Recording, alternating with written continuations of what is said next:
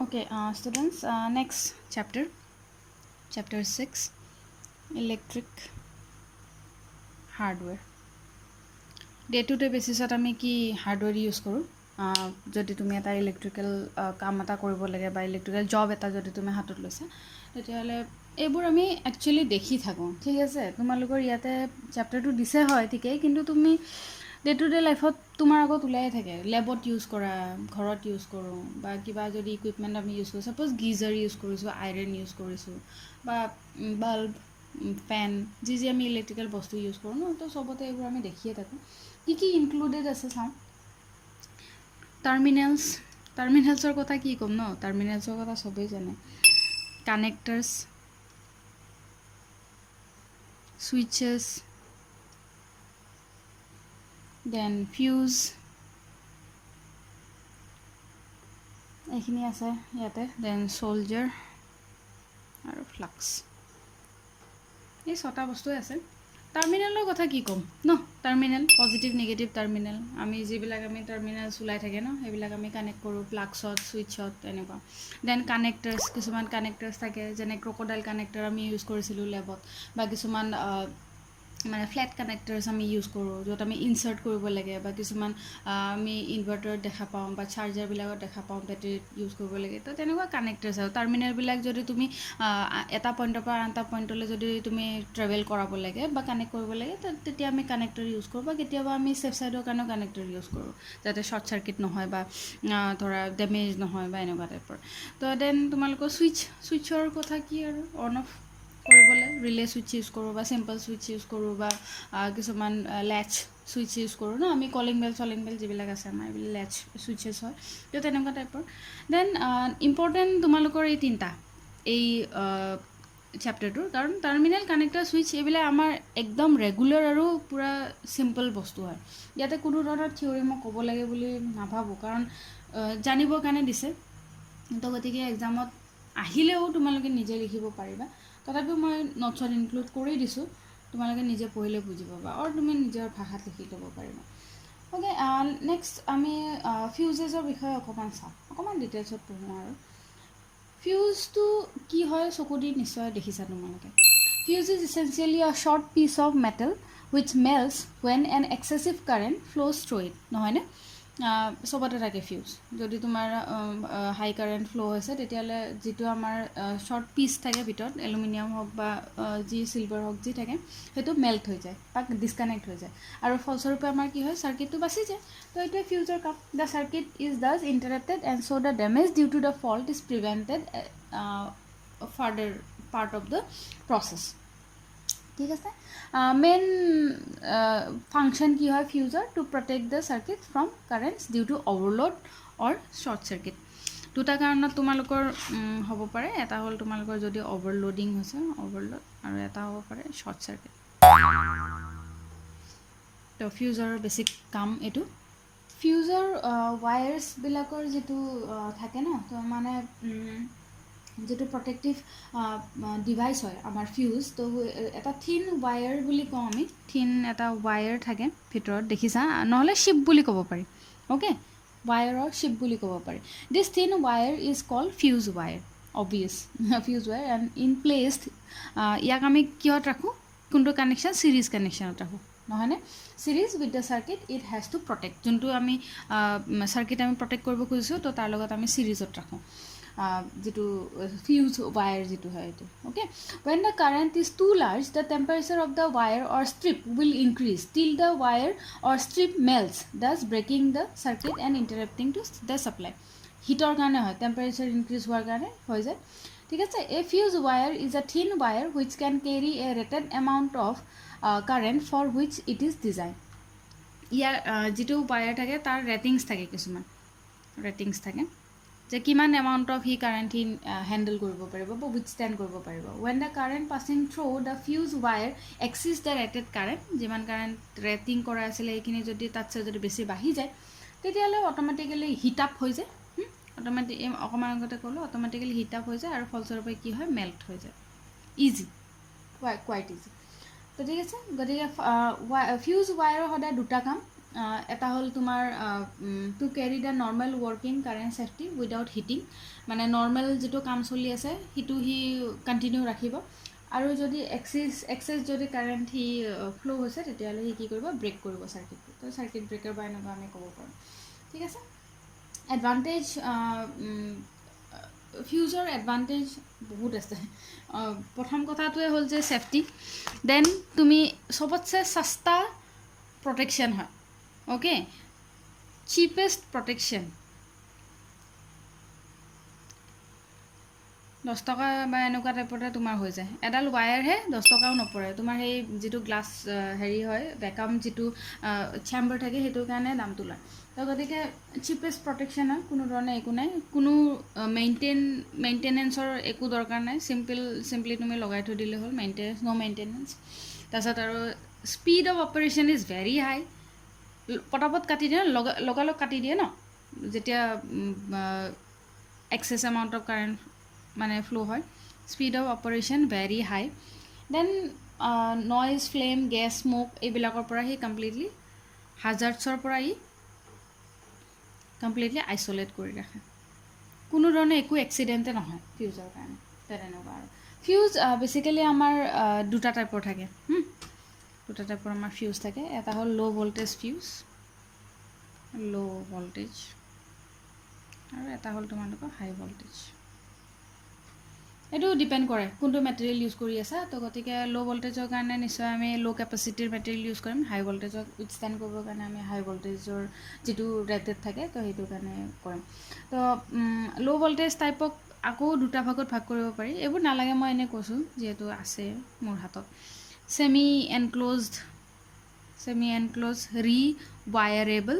আমি ইউজ কৰোঁ day to day লাইফত, এইটো ছেমি এনক্ল'জ ৰি ৱায়াৰেবল, আৰু এটা কাৰ্ট্ৰিজ টাইপ, কাৰ্ট্ৰিজ টাইপ। ঠিক আছে, এনেকুৱা। অ'কে, নেক্সট আছিলে তোমালোকৰ চ'লজাৰ।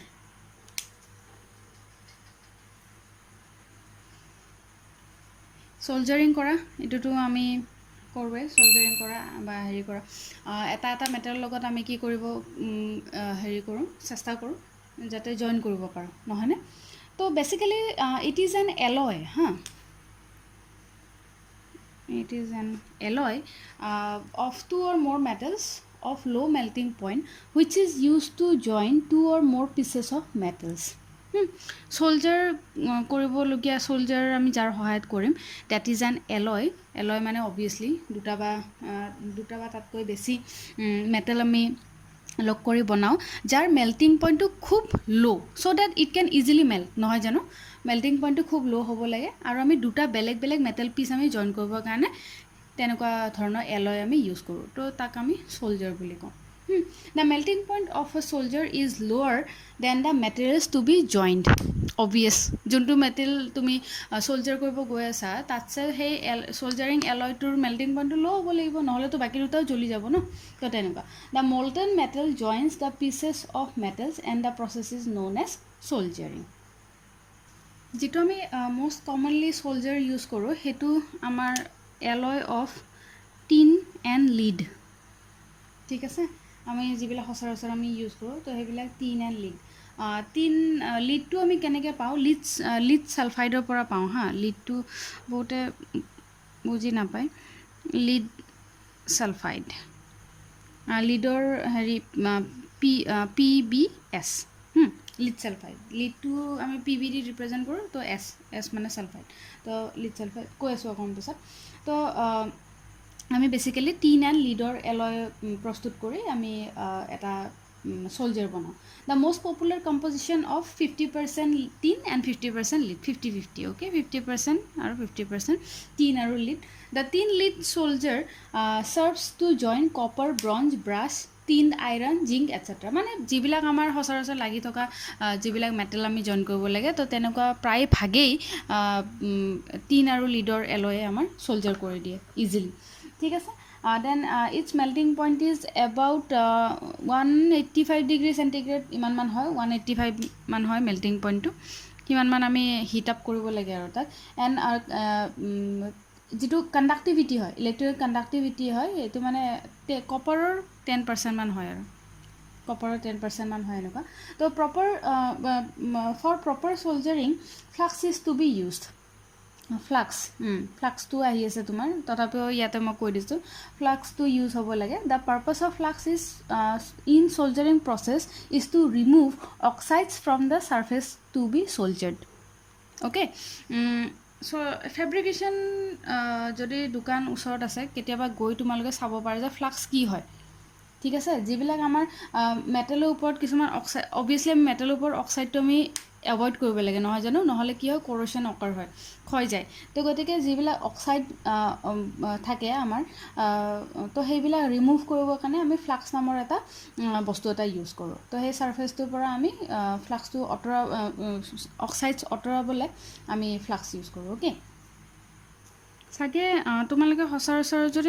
যদি দেখিছা আৰু কোনোবা এইটো সোলজাৰিং কৰা সোলজাৰিং আইৰণ এডাল থাকে আমাৰ দেন তাত আমি এলুমিনিয়াম ৱায়াৰ ইউজ কৰোঁ মেল্টিং যিটো আমি সেইটোক আমি সোলজাৰ বুলি কওঁ ঠিক আছে যিটো আইৰণটোতো আমি আইৰণটো ইউজ কৰিলোঁ এডাল আমি ৱায়াৰ এডাল ইউজ কৰোঁ এলুমিনিয়াম তাক আমি গলাই বেলেগ এটাৰ লগত আমি জইন কৰিব ট্ৰাই কৰোঁ ন তো ই হৈ গ'ল তোমাৰ সোলজাৰ আৰু এটা বস্তু আমি জেল টাইপৰ এটা বস্তু ইউজ কৰোঁ নহয়নে এটা জেল টাইপৰ এটা বস্তু ইউজ কৰোঁ তাত আমি ডিপ কৰি পিনে এইটো জ্বলাব ট্ৰাই কৰোঁ তো ই হৈ গ'ল তোমাৰ ফ্লাক্স তো ই তোমাৰ অক্সাইডটো ৰিমুভ কৰে একেবাৰে চিম্পল ভাষাত কৈ দিছোঁ ই তোমাৰ অক্সাইডটো ৰিমুভ কৰে তো সেইটোৱে হ'ল ফ্লাক্স আৰু ইয়াৰ ইম্পৰ্টেণ্টটো সেইকাৰণে আছে সোলজাৰিঙত অ'কে দেন তোমাৰ ফ্লাক্সৰ কথা ক'লোঁ মই sometimes sometimes flux is incorporated in the solder itself মানে যিটো সোলজাৰ থাকে তাতে ফ্লাক্সটো কেতিয়াবা মানে ইনষ্টল কৰাই থাকে বা তাতে মানে ৰাখে আৰু তো গতিকে এক্সট্ৰা ফ্লাক্স তুমি ইউজ কৰিব নালাগে তো এতিয়া আমাৰ যিটো ইলেক্ট্ৰিকেল পাৰ্পাছত ইউজ হয় তো সোলজাৰ আমি দুটা ভাগত ভাগ কৰোঁ এটা হ'ল তোমাৰ ছফ্ট সোলজাৰ আৰু এটা হ'ল hard সোলজাৰ soft and hard so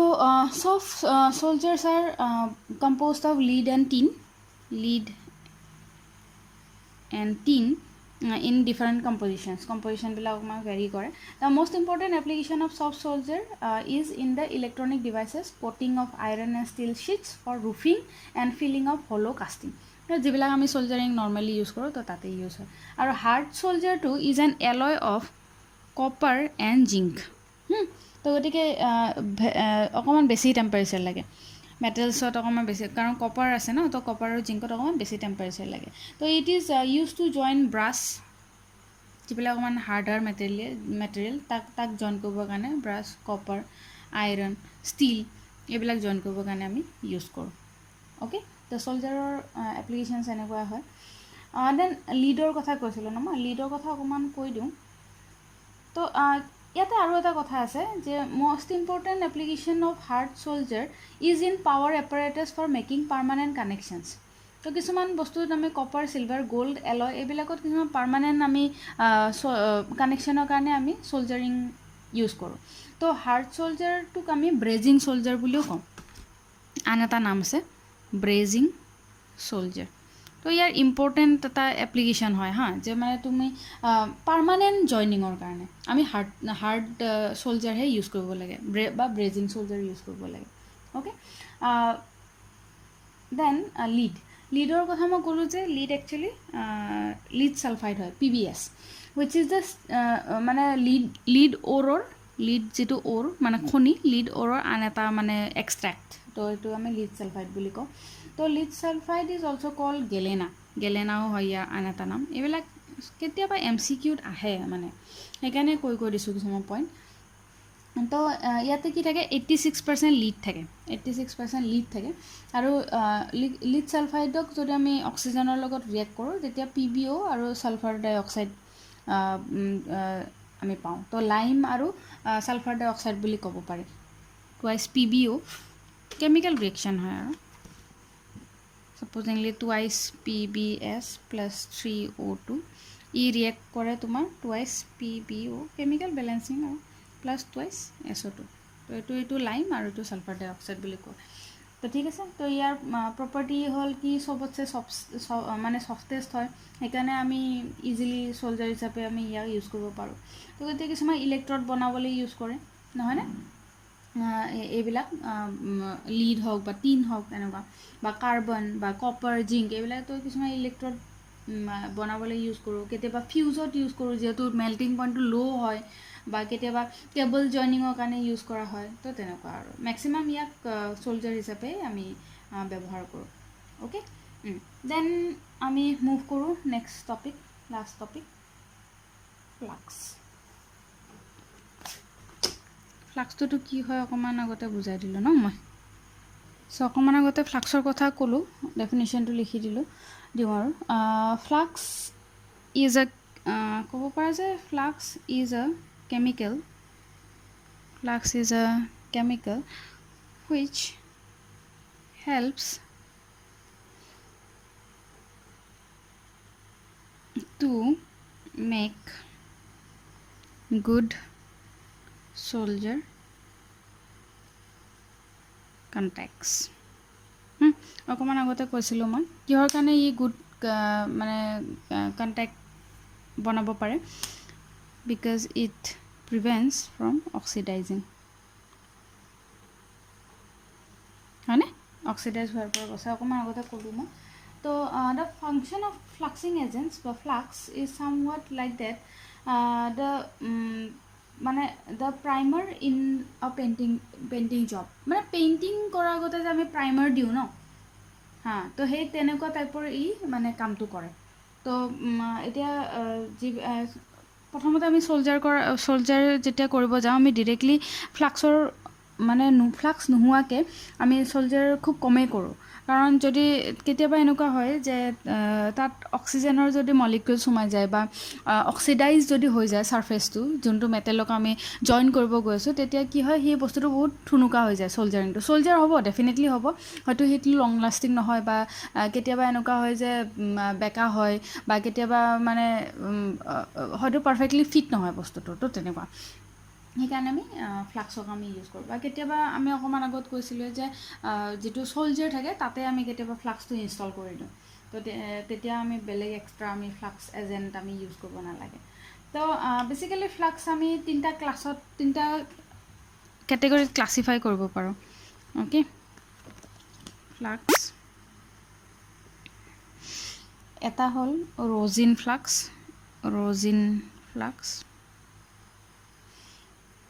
এটা হ'ল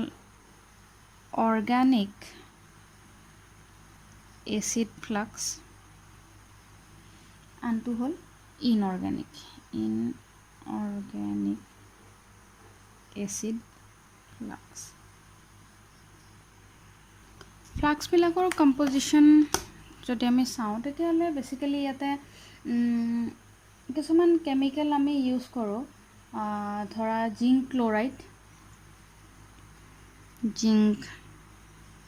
ক্ল'ৰাইড অৰ এলুমিনিয়াম ক্ল'ৰাইড, এনেকুৱা hydraulic acid, hydrochloric acid, then phosphoric acid অৰ